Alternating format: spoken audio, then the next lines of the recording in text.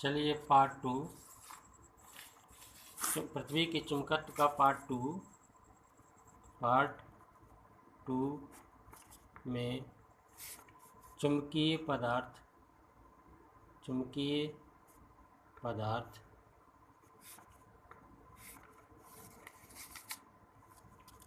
Faraday ने सन 1886 में विभिन्न पदार्थों को एक चुंबकीय क्षेत्र में रख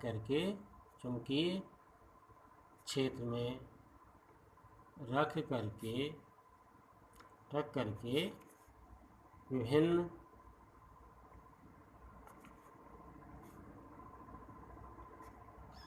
प्रकार से अध्ययन किया तथा उन्होंने 3 प्रकार के चुंबकीय पदार्थों को श्रृंखलाबद्धित किया। नंबर 1 प्रतिचुंबकीय पदार्थ मोस्ट इम्पॉर्टेंट। प्रतिचुंबकीय पदार्थ वो पदार्थ होते हैं जिनको किसी शक्तिशाली चुंबकीय क्षेत्र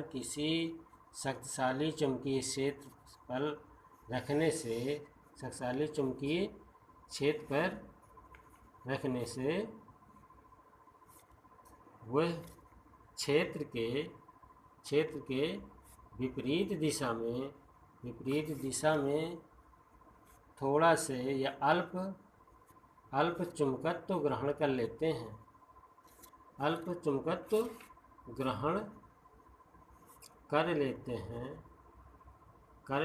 ऐसे पदार्थ को प्रतिचुंबकीय पदार्थ कहते हैं। और प्रतिचुंबकीय पदार्थ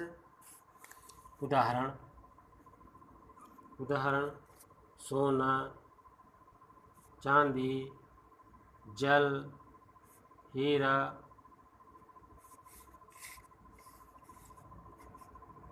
इत्यादि। ये सारे पदार्थ प्रतिचुंबकीय पदार्थ हैं। और प्रतिचुंबकीय पदार्थ ऐसा व्यवहार क्यों करते हैं, इसकी व्याख्या समझ लीजिए।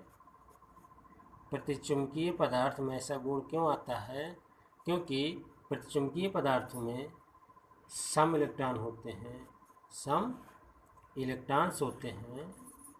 सम इलेक्ट्रॉन होने के कारण एक इलेक्ट्रॉन का चुंबकीय घूर्ण तथा दूसरे इलेक्ट्रॉन का चुंबकीय घूर्ण विपरीत होने के कारण एक दूसरे का अघूर्णों का नष्ट कर देते हैं। इस प्रकार उनका जो है संपूर्ण अघूर्ण का मान हो जाएगा शून्य। अर्थात स्वतंत्र अवस्था में प्रतिचुंबकीय पदार्थ चुंबकत्व का व्यवहार नहीं करते हैं।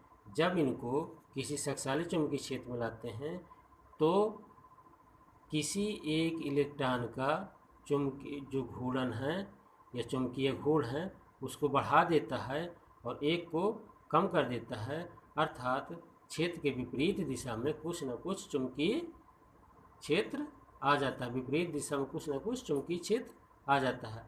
चुंबकीय क्षेत्र क्यों आता है? चुंबकीय इलेक्ट्रॉनों के जो पेयर होते हैं उन पेयरों के सम इलेक्ट्रॉन होने के कारण जब क्षेत्र लगाते हैं तो किसी एक इलेक्ट्रॉन का चुंबकीय अघूर्ण का मान बढ़ा देता है, दूसरे का कम हो जाएगा।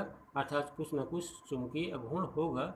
इसके फलस्वरूप वो पदार्थ हमारे प्रतिचुंबकीय पदार्थों की तरह व्यवहार करते हैं। दूसरा आपका अनचुंबकीय पदार्थ है। अनचुंबकीय पदार्थ वो पदार्थ होते हैं जो किसी क्षेत्र पर रखने पर क्षेत्र की दिशा में थोड़ा से चुंबकत्व ग्रहण करते हैं। इसका उल्टा है, सेम इसी का उल्टा, क्षेत्र की दिशा में ये ग्रहण करते हैं, ये क्षेत्र के विपरीत दिशा में ग्रहण करते हैं। ये ऐसे पदार्थ कौन कौन से हैं? जैसे आपकी बिस्मथ है, आपके है प्लेटिनम है और एल्युमिनियम है। ये सारी धातुएं आपके अणुचुंबकीय पदार्थ की तरह व्यवहार करती हैं। इसके व्याख्या समझ लीजिए। इसकी व्याख्या क्या है? अनचुंबकीय पदार्थों में कुछ न कुछ अनचुंबकीय पदार्थों में कुछ न कुछ चुंबकीय गुण होता है। क्या होता है? चुंबकीय अघूर्ण होता है। लेकिन स्वतंत्र अवस्था में परमाणुओं के अनियमित विन्यास के कारण वो चुंबकीय गुण उनका शून्य होता है। नियमित विन्यास के कारण उनका चुंबकीय गुण शून्य होने के कारण वो चुंबकत्व ग्रहण नहीं करते हैं। लेकिन जैसे हम चुंबकीय क्षेत्र उसमें लगा देते हैं तो उनका जो सारे इलेक्ट्रॉन जो अनियमित हैं वो एक दिशा में अलाइनमेंट हो जाते हैं, फलस्वरूप वो अनचुंबकीय पदार्थ बन जाते हैं। जैसे एग्जाम्पल समझते हैं, जैसे एक हमारा परमाणु ऐसे घूम रहा था, एक ऐसे घूम रहा था, एक ऐसे घूम रहा था, एक ऐसे घूम रहा था, एक ऐसे घूम रहा था। ये सारे इलेक्ट्रॉन अनियमित गति घूम रहे हैं, अर्थात इनका स्वतंत्र अवस्था में इनका चुंबकीय घूर्ण का मान शून्य होगा।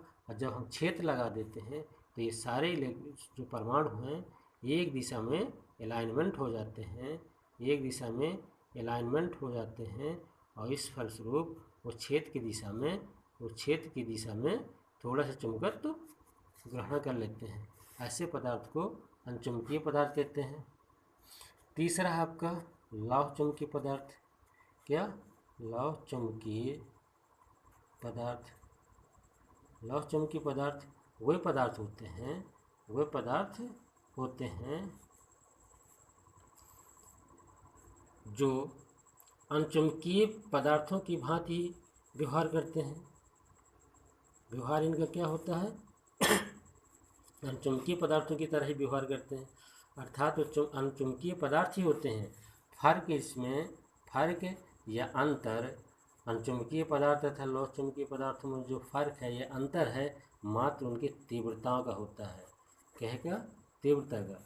लौह चुंबकीय पदार्थों की तीव्रता बहुत अधिक होती है, कैसे? अनचुंबकीय पदार्थों से बहुत अधिक होती है, इसलिए इन्हें अनचुंबकीय पदार्थ न कह करके लौह चुंबकीय पदार्थ कहते हैं, क्योंकि इनकी तीव्रता अनचुंबकीय पदार्थों की तीव्रता से अधिक होती है। लौह चुंबकीय पदार्थों ऐसा क्यों व्यवहार करते हैं, इसके व्याख्या समझते हैं। लौह चुंबकीय पदार्थों में आपके डोमेन होते हैं। क्या होते हैं? लौह चुंबकीय पदार्थों में डोमेन होते हैं और एक डोमेन में लगभग 10 की घाते 17 से लगा करके 10 की घाते 23 परमाणु तक हो सकते हैं एक डोमेन में। माने कि एक डोमेन आपका ऐसे है, इसका घूर्णन आपका ऊपर की तरफ है, और एक डोमेन आपका ये है, इसका घूर्णन नीचे की तरफ है। ये समान क्षेत्रफल है, इसलिए एक दूसरे को कैंसिल आउट कर देंगे। एक डोमेन आपका ये है, एक डोमेन ये है और एक डोमेन ये है। स्वतंत्र अवस्था में एक डोमेन विपरीत पोजीशन होने के कारण एक दूसरे का अस्तित्व समाप्त कर देंगे, अर्थात चुंबकीय घूर्ण का मान शून्य हो जाएगा, फलस्वरूप उनका गुण नष्ट हो जाएगा।